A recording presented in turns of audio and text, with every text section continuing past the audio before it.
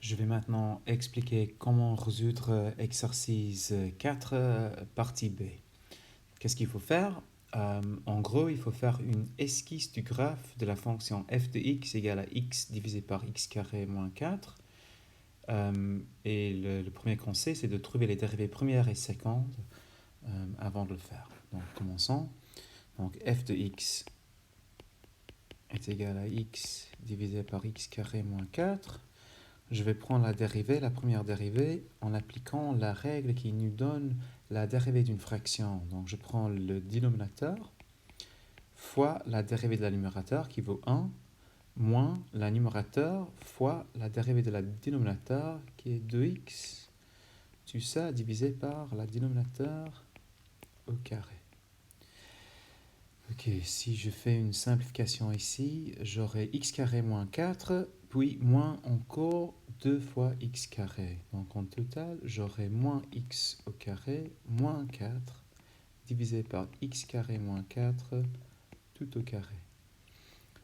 Ce qui est intéressant à constater ici, c'est que cette dérivée, en fait, elle est négative. Constatons que f' de x n'est jamais plus grand que 0.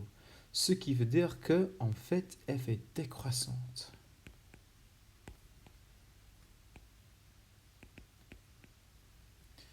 Donc ça va nous aider quand on essaie de faire l'esquisse du graphe de cette fonction.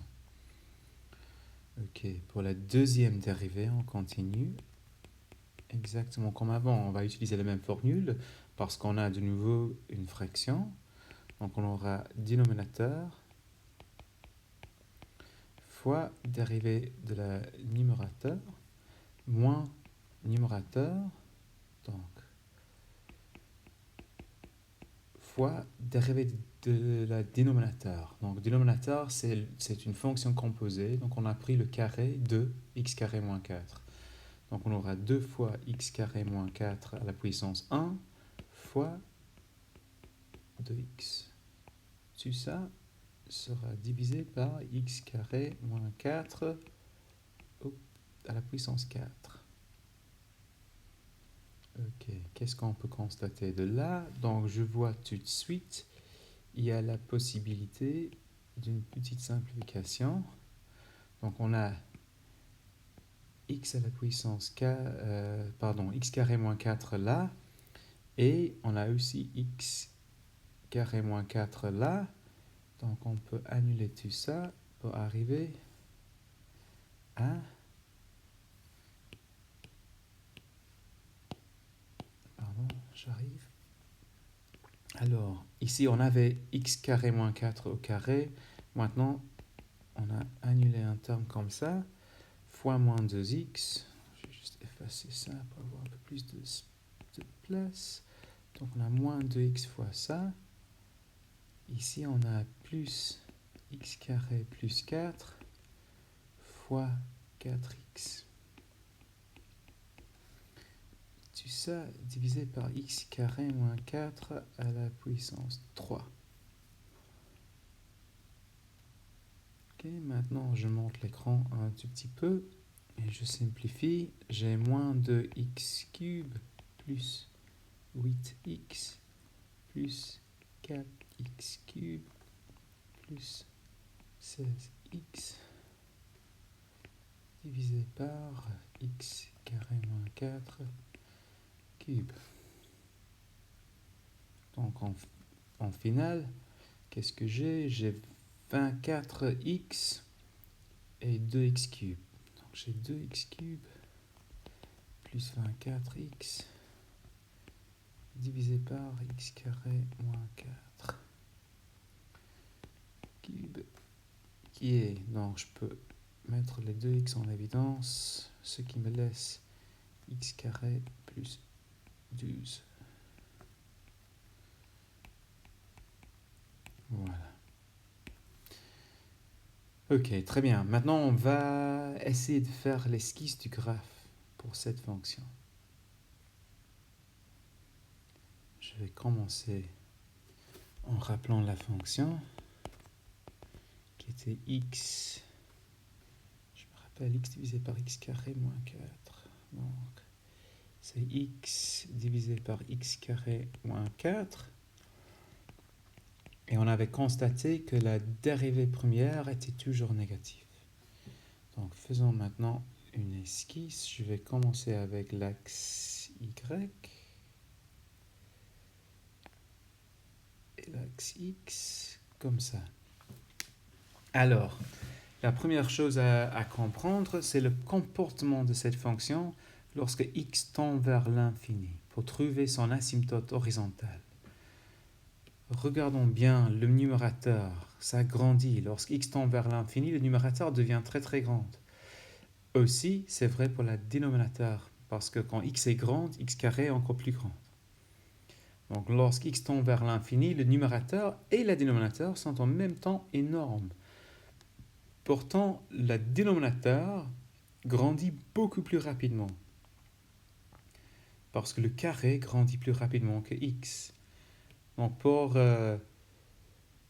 avoir une meilleure idée de ce qui se passe, le conseil que je donnerai, c'est de prendre le terme dans cette expression qui grandit le plus rapidement, donc pour nous c'est x carré, et divise tout par x carré. Donc on aura, je vais juste me donner un peu de place avant de faire le dessin, donc f de x est x divisé par x carré moins 4, on divise le numérateur et le dénominateur par x carré. Donc x divisé par x carré, c'est 1 sur x. X carré divisé par x carré, c'est 1. Et puis on a 4 sur x carré. Maintenant, on est mieux placé de comprendre ce qui se passe quand x est très grand. Donc quand x est énorme, je peux rendre le numérateur aussi petit que je veux, simplement en prenant x suffisamment grand. Donc le numérateur, ça tend vers 0. Dans le dénominateur, on a aussi un terme pareil, le 4 divisé par x carré. Donc ce terme ici, ça tend vers 0 également lorsque x tend vers l'infini. Donc le dénominateur, en total, ça tend vers 1. Donc dénominateur, ça tend vers 1 lorsque x tend vers l'infini. Également, le numérateur tend vers 0 lorsque x tend vers l'infini. Et en fait, le même raisonnement fonctionne dans les deux directions. Donc de là, ce qu'on voit, c'est que lorsqu'x est très très grande, f de x tend vers 0. Donc f de x tend vers 0 lorsque x tend vers soit plus infini, soit moins infini. Et voilà l'asymptote horizontale, c'est la droite y égale à 0. Donc ça, on peut mettre dans le dessin. Je vais le mettre en bleu et je vais le faire un peu plus grande.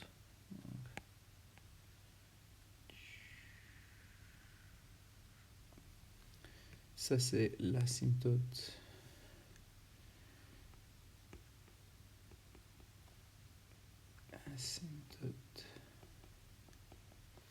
horizontale.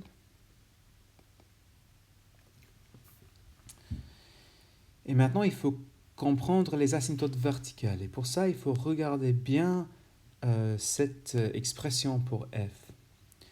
Donc, comment est-ce qu'on peut rendre f énorme? F est une fraction, donc si je prends quelque chose qui est non nul divisé par quelque chose qui est très très petit, j'aurai un résultat qui est énorme. Donc ce qui m'intéresse sont les valeurs de x pour lesquelles le dénominateur s'annule. On voit là que quand x carré est égal à 4, ou bien x vaut plus ou moins 2, ce sont les zéros de la dénominateur et sont donc les points dans lesquels f a la tendance d'explose. Donc f de x s'explose lorsque x approche de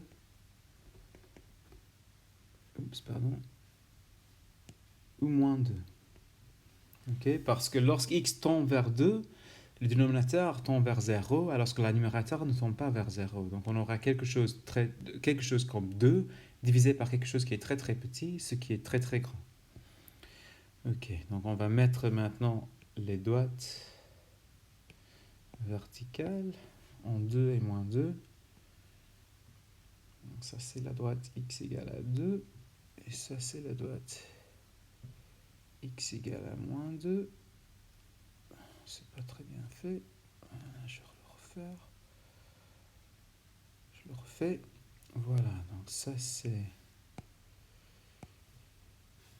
la droite x égale à 2, ça c'est la droite x égale à moins 2. Et maintenant, il faut comprendre le comportement de la fonction près de ces droites. Donc si on a un asymptote vertical, si on sait que f de x tend vers l'infini lorsque x approche 2, on peut se demander si f tend vers l'infini, si f explose, si f tel tend vers l'infini ou moins l'infini. Est-ce qu'on a un graphe qui fait comme ça ou plutôt un graphe qui fait comme ça? On a cette question à chaque côté. Et je vais vous donner deux méthodes différentes de comprendre le comportement de la fonction, comprendre son graphe dans ces endroits. Donc, le premier, c'est le plus simple, étant donné ce qu'on vient faire. On a calculé la dérivée. On a déjà calculé la dérivée et on a vu que la dérivée est toujours négative. Ça veut dire que la fonction est décroissante. Ça nous dit tout de suite que on ne peut pas avoir ça parce que ça c'est croissante. Et on ne peut pas avoir ce comportement ici non plus parce que ça c'est croissante. Également, ça c'est croissante, interdit, et ça c'est croissante, interdit. Donc, ayant calculé la dérivée, on sait déjà exactement la forme du graphe, le comportement du graphe près des asymptotes verticaux. Il y a une deuxième méthode pour calculer le comportement du graphe près des asymptotes verticales qui consiste simplement en regardant la formule de f de x. Donc, pour expliquer ça, je vais me concentrer sur cette asymptote verticale ici, en x égale à 2, et en particulier le comportement de f lorsque x tend vers 2 du côté droit. Donc x est ici, disons, x est très très proche à 2 et légèrement plus grande. Qu'est-ce qu'on voit dans la formule pour f de x ici en haut? Le dénominateur c'est x carré moins 4. X étant juste plus grand que 2, x carré est juste plus grande que 4. Donc le dénominateur est juste plus grande que 0. Le numérateur est presque 2. Donc on a 2 divisé par quelque chose de très petit, mais positif, strictement positif.